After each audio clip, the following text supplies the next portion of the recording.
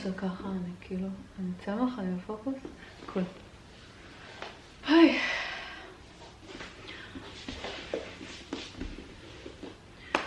Hi. So to all my English speaking friends, I'm sorry. This is gonna be in Hebrew. I'm gonna have subtitles at the bottom of it if I'm not too lazy. אז החלטתי לעשות את הסרטון הזה לכל האנשים והחברים ששואלים אותי, דריה, איך זה לחיות בלונדון? כל פעם התשובה שלי זה, וואלה, חיים. זה מפגר, זה לא אומר כלום. אני מבינה את זה. כי זה קשה, אנחנו חיים פה ביום יום. אני פשוט הולכת לעבודה, אחרי העבודה, רואה טלוויזיה, נחה. אז החלטתי לעשות את הסרטון הזה. אני לא אכנס באמת לאיך זה לחיות פה, כי בא לי לספר על כמה דברים שאין אותם בישראל או בתל אביב. אף אחד לא סיפר לי עליהם, לא היה לי מושג שזה קיים, ולא היה לי ממש איך להכין את עצמי. אז חשבתי לחלוק איתכם, סתם כי בדוגרי בא לצלם את הדבר הזה, זה נורא מביך ונראה לי מגניב לנסות. מספר 1, העכבישים. כל הנושא של מזיקים וברחשים בבתים די שונה.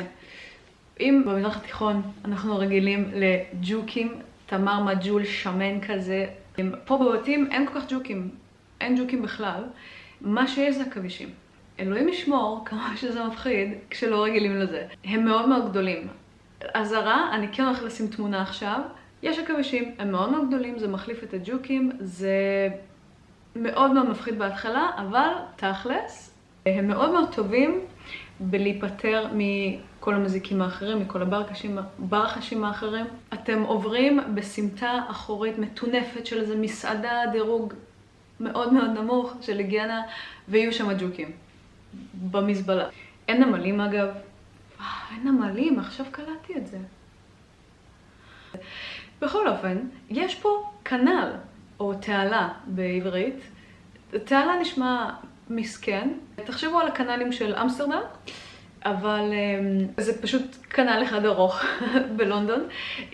ומה שמגניב זה שזה מתחבר להמון המון תעלות שונות ברחבי האי. קצת קשה להתקל בזה במקרה, כי אם אתם, כמו רוב האנשים שבאים בסך הכל לבקר, אין לכם מה לחפש קצת מחוץ לאזורים המסורתיים של תיירות וטיולים, מרכז העיר, מערב העיר וכל הנושא הזה.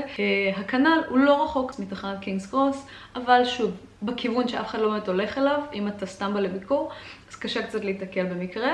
ונתקלתי בזה רק כשהלכתי לחפש פה דירות, ופתאום אחד סוכני נדל"ן פשוט אמרו לי, היי, זה ליד התעלה, בואי אני אראה לך. תעשו לכם טובה, פעם הבאה שאתם באים לבקר בלונדון, בבקשה לכו לקנל. יש שם גם סירות, אנשים גרים שם, זה מגניב רצח. נקודה נוספת שקשורה למים, בקנל יש הרבה מעגנים שיש בהם גם מים עומדים, ובקיץ אנחנו רגילים לחשוב מים עומדים זה קצת מסוכן, יתושים, עניינים, מחלות, ירוקת, בלגנים. אנשים שיתושים אוהבים אותם, אתם יודעים למה הכוונה? זה סיוט, אוקיי? זה סיוט בישראל להיות במקום שיש יתושים, זה משהו שהוא כאילו חלק מהחיים וצריך לקחת אותו בחשבון בקיץ, נכון? זה בכלל לא נושא שצריך לקחת פה בחשבון בעיניי, וזה פשוט מדהים. אני חושבת שיותר מהכל זה שיפור חיים שלא ציפיתי לו. עוד נקודה.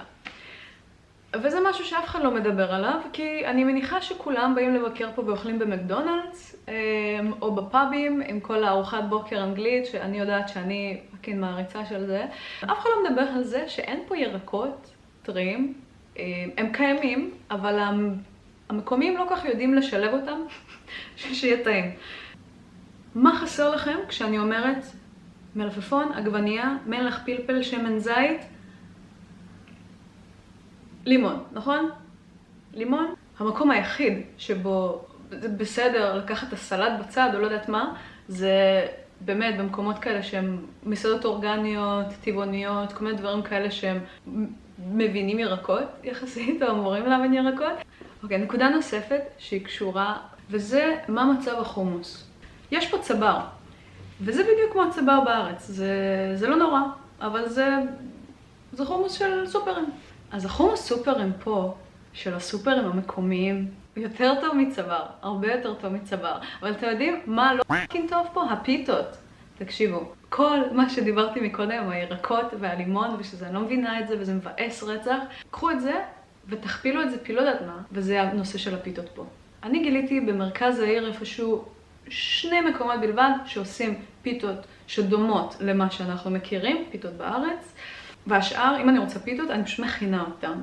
בסופרים פה, הפיתות, אני רוצה לדבר על הנקודה האחרונה. אדם, שוב, תחליטו אם זה יותר חשוב מהקטע של החומוס או לא, כמה בטוח לדבר עברית ברחוב. אולי שנחליף לאנגלית. לכולם יש דעות, והרבה אנשים באירופה לא מחרבים את הפוליטיקה שישראל נוקטת. עד שאתה מגיע לפה ואתה מבין שלאף אחד לא אכפת. כי אף אחד לא מבין עברית, ואף אחד לא מבין שאתה מדבר עברית. אחד הדברים שעזרו לי לסדר קצת את הראש בנושא הזה, זה ההבנה שבישראל יש 8 מיליון אנשים בערך. יש 8 מיליון אנשים רק בלונדון. והם כולם מגיעים ממדינות מאוד מאוד שונות, כולם מגיעים משפות מאוד מאוד שונות. השכנים שלי בדירה הראשונה היו מאיראן, מקסימים. אז לא צריך להילחץ. גם בתור מבקרים, גם אתם סתם באים לפה לתקופה, דברו מה שווה לכם. פשוט תכבדו את הסביבה כמו בכל דבר, אל תצעקו. אתם חשבתם שאני פעם בן אדם שיש לו מד לחות בבית, לצמחים?